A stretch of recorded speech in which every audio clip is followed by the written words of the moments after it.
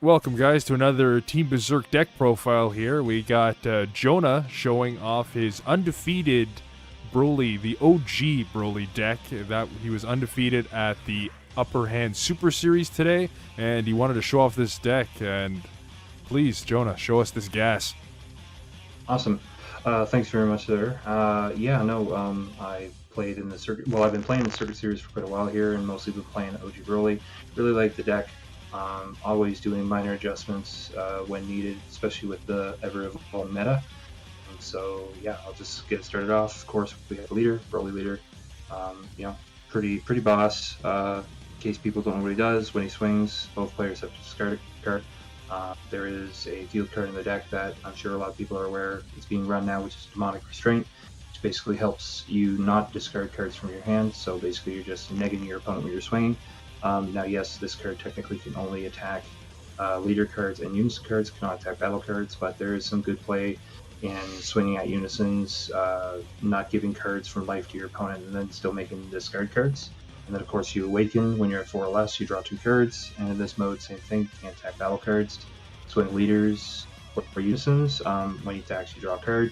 And then the opponent still has to discard a card on the side, but also target a card in their battle area and then place it in the discard pile. So it's a little bit different than KOing it. So cards that say this card can't be KO'd because it's being placed in the discard pile, it can get around it. However, it doesn't get around barrier or anything like that, or destructible. But still, very good leader. Very much enjoy it. So we'll start with the 1-drops. So I am running 4 Paragus Sacrifice. Again, really good combo with Demonic Restraint Field Spell, where basically I target it, put it in the discard pile, draw a card, and then you can cut up to 1 life to bring the Demonic Restraint back. So you can cut up to 0, so you can do some shenanigans to just constantly bring it back and draw and draw and draw. Typically you only ever see like 1 or maybe 2 on board. There was only 1 game in my life that I actually was able to get 4 on board, and I felt kind of offensive just because it was just like insane drop pressure. Oh, it's ridiculous. You can get 4 on board. The reason why, if anybody looks in that card, is a certain price. I think when I bought it for King Cold, they're like $15, and I'm just like, oh yeah, OG Broly, because they just get free draws every turn, because they're not really getting rid of a card. They're getting that card back anyway. Exactly. So the next card I'm running is a 1-drop Broly. The reason why I'm running one of these is I'm running the 8-drop in the deck that when it's discarded, you can cut up to 2 life to search for the Demonic Restraint or Broly's Ring and play it. So yeah, basically I'm running one of these because if some weird circumstances I don't actually draw into it, this card does help me get it. I've just multiple times I play this 1-drop and I always get the 8-drop from it because it is start ripping it. It's taking it from the top 7, which is a lot to search because I have the deck at 50. I find that's a good ratio for when we're doing the searching. The next card I'm running is Dodoria Brimming with Power. So typically you have a Unison on board, and I have a couple tech cards in here with the meta, specifically trying to deal with stuff like Zamasu the Exterminator. Yeah, he's going to counterplay and make it so that that card doesn't get played, but if I can respond to play something when he's playing or they are playing it, and that card gets placed in the discard pile, at least they're not getting the bonus of draw and the bonus of tapping down something because it's still hit the field. So that's why I'm running at least one of these Dodorias. So if I have a Unison on board with 2 markers, if someone's playing something that has cost of 2 or less, I can tap 1 to then play this and make it so that it gets played in the discard pile instead of hitting the board. So that's one of the techs that I have in here. And the other card I have in here is one of the super combos, Vegeta the Lone Prince. A couple games became super clutch. I go turn 1. I can't rip anything on turn 1 because the leader can't swing, so I pay 1 energy to play this to make them discard a card. It's pretty huge, especially if your opponent has no response to it and they're going into their turn with 5 cards in hand. Drawing a card, having play an energy, still have 5. It's pretty big. I like it as a 1-of, and it's good for. These are all good targets for my Unison, which I'll get into in a second, because you want some 1-drops to be able to get counters and get more cards out of your opponent's hand. So that's the 1-drops. 2-drops, as I was mentioning, the Unison that really takes advantage of the 1-drops is Bardock. +1 KO or 1-drop, get a counter, opponent has to discard a card from their hand, and then -3 gets 5k in triple attack. The biggest thing with this card is it's auto, where when your opponent combos, you can remove one of their combos. Make sure to do it while they're still in the combo step, of course. Don't wait till they're done, because it doesn't work 100% like that. So they can still combo more cards, but this to me is like an extra discard. So they're comboing a card, you pick the card that you want to get rid of, and if they really want to make sure that attack hits, they'll combo more cards. So that's just, it's kind of like a little cheatsy ability to kind of throw off the opponent. They'll just potentially combo more, and the whole deck's just premise is to just make your opponent have little to no cards in hand. So I run it at 4. The next card I'm running is Ribian. I have it at 3. Yes, I would like to have a 4th one. I can't get my hands on a 4th one right now. This card's really good, whether it's a little bit of early game pressure, mid game pressure, or pushing for the late game win. Just being able to cut for 2 energy is an insanely good card. I know against some of the new green Majin Buu decks, I try not to play that on my defensive turn. I try to do it on an offensive turn so that I can take advantage of it, because of course if their lead's in play, they can kind of steal it and put it under them. So you got to keep that in mind. It's a good card, but if anybody has any type of target with the discard pile to remove something, you got to keep that in mind. But it's still a very good card. And then my remaining super combos, I'm running 3 Paragus, Defending Father, very good. Deck needs to draw a lot. This card is very good, especially when it helps get rid of certain cards that you can't use. Just drawing 2 and then warping a card, huge deal.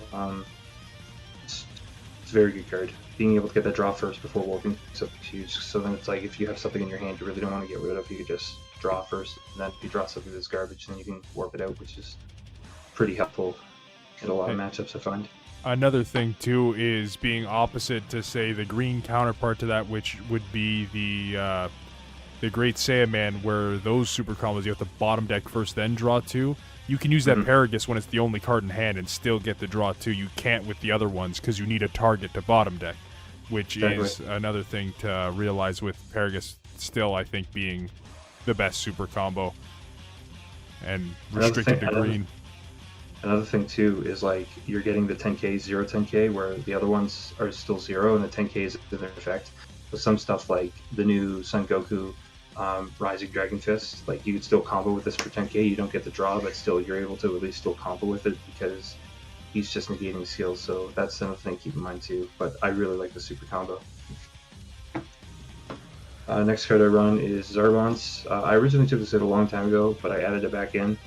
Just, some plays where it's just like you have a blocker on board and you dormant and then you still block, and if your opponent has 5 or more cards in their hand, they have to discard an extra card. Like, that's just, it's just really good. And I don't always use him, but the fact that he's in here as a possibility of being used is huge, especially when you're dealing with really large hands and pretty meaty swings, and dormant's a pretty key factor into being able to bring this on board, and dormanting and still not taking any damage from it is huge. I really like this Zarbon.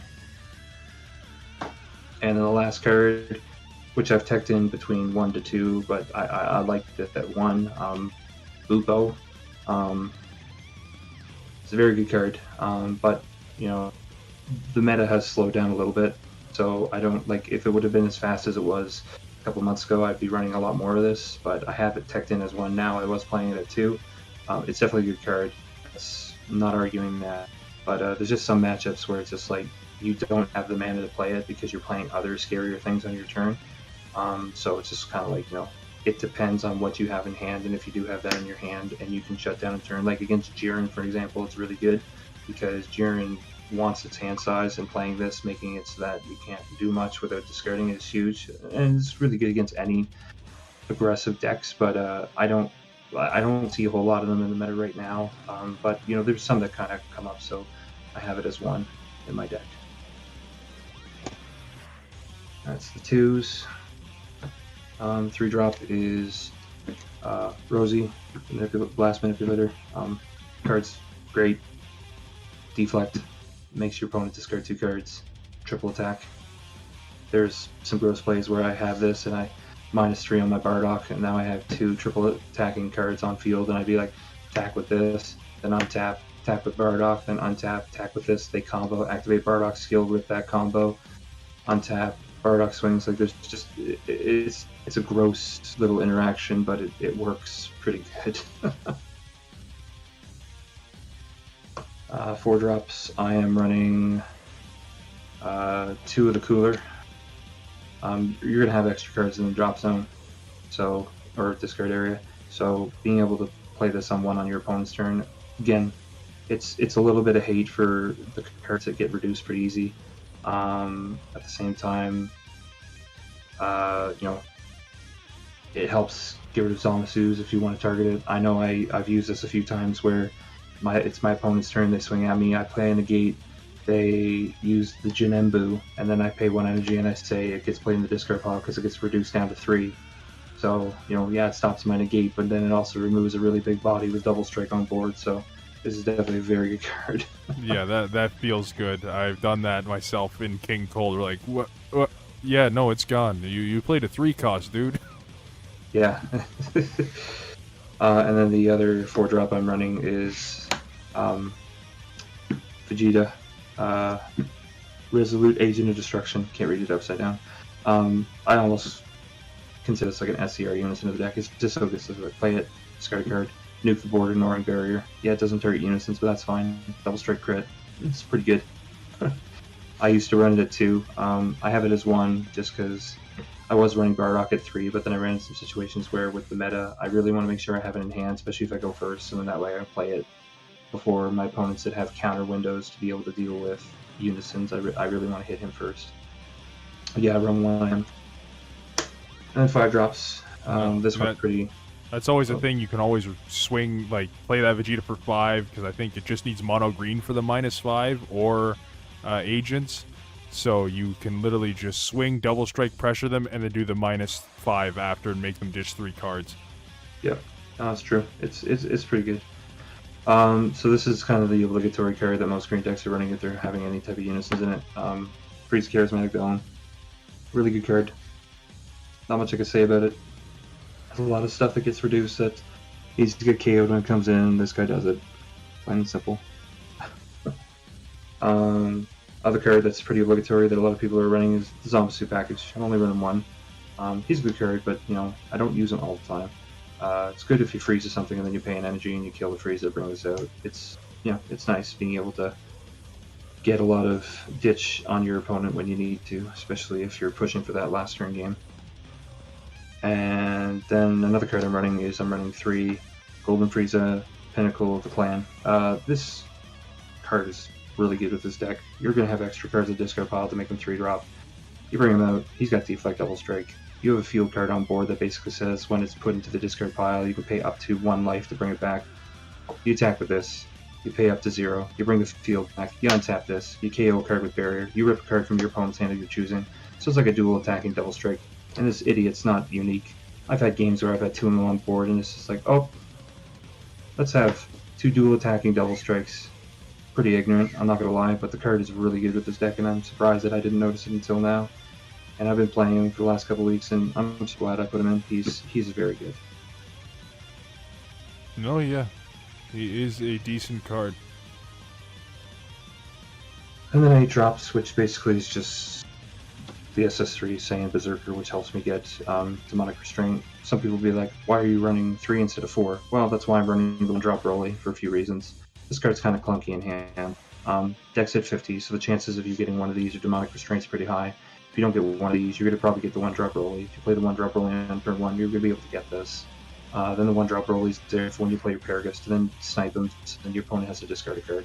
So like once he gets one of these, the purpose is served, and then when you discard it, when you attack, ripping 2 life, getting to the field on board, you're so close to awakening at that point, if not able to awaken. It's huge, and it's very important to awaken in this deck, I find, as quickly as you can, because your leader is like insanely good on his awakened side. He's not terrible on his unawakened side, but it's his awakened side that is where you definitely plus, like getting the draws in hand, and then taking a card in the battle area and placing in the discard pile, and then at the same time negating them a card in hand from being discarded is huge. So yeah, I run this at 3. And then the extra cards, so I've mentioned it quite a few times. 3 Demonic Restraint. You search from the Broly, or you can draw this and discard it to your Broly leader swings, because it's either a green leader or a battle card for it to activate its ability. So you can cut up to 1 life and then to play it when you discard it from your hand. So it's pretty good. Definitely makes the engine run. Is it super busted? No, but it's pretty decent. The next card I run in the deck is Four Dormants. Card is just good green card. I don't know what else to say. You just stall your opponent from taking as much damage as possible, and you know, this is the card that does it. And if you have Zarbon on board, like I said, you can play this and block with the Zarbon, and you're not taking any damage. And if your opponent has 5 cards in hand, they're going to be losing another card when Zarbon dies. Also, some cool shenanigans, since tokens are quite aggressive in this meta, I find, like being able to dormant and then killing every single one of the tokens, because you target them with this, and it's not a limited amount you can target, because the tokens don't have a cost specifically, but you can pick as many as you want, so it helps remove problems. The next card I run is 2 Shocking Death Ball. You're gonna have Sparking 5. The KO of a weenie that's 2 or less doesn't happen very much, but being able to play another free card, especially when it's like, oh, I'm swinging with Triple Strike, it's like, okay, I'm going to pay 1 life to negate that attack, so I'm not taking the Triple Strike, Golden Baby or something like that. I like Shocking Death Ball it too. Another card I'm running is 2 Homicidal Clones. Another really good negate, especially if you're trying to awaken. You cut that life, you get that blocker out there. It's just another good green card. And then the other green cards that I'm running, the last 2 cards, is Focus Breakthrough. Again, a little bit of Zamasu hate, or any hate cards that are 3 or less that are coming in, especially if they get reduced. Just being placed in discard pile is pretty huge. It eliminates, it gets around barrier, which is nice. So like, you got those really gross big barrier cards that are being reduced coming in, and it's just like, oh, it gets played in the discard pile instead. And that helps. Just any type of stall that you can to then rip more cards out of their hand and then go into your big hitters is pretty huge. And that's basically the deck. I've been playing a lot. I've been doing a lot of 2-1s. I've gotten, for the ban list hit that targets Son Goku Power Legend, I went 3-0 with that deck. With that, did that card make me go 3-0? No, but he's definitely a good card that was added into it. And yeah, going 3-0 tonight felt pretty good, especially with all the changes it's done to it. I don't really remember my first match. My second match, though, was against a very good player, Mancini. He was playing a really good blue Fuse Zamasu deck. I know a couple weeks ago I played him. It was a very grindy game, and I won because he decked out. And then tonight, again, it was another grindy game, but I actually was able to kill him, which was good. It's just, again, just controlling what there's in their hand, and then if you just time your attacks properly, you can get, I attack, you take 1 damage, I use something to make you discard it, you have no response, I just continue poking until you have still no cards in hand for my swings. And then my last opponent was Tomku, I believe was his name, and he was playing Cell Surge, which I do sometimes have bad matchups with Cell Surge with this deck, because Cell Surge is an insanely good deck. But in this instance, I ripped as many cards out of his hand as quickly as possible, and trying to make it so that he had less cards in hand and was unable to awaken, and basically I won because he was unable to awaken the entire game. And that's basically what happened. And Golden Frieza Pinnacle of the Clan also won me the game, just attacking double strike. He put 2 cards in hand, and I used my Rip Ram, made him discard his 2 cards, and then swung with Golden Frieza for the game. So it's definitely worked. No, awesome. Thanks for showing off that deck profile. Yeah, no, thank you for having me on.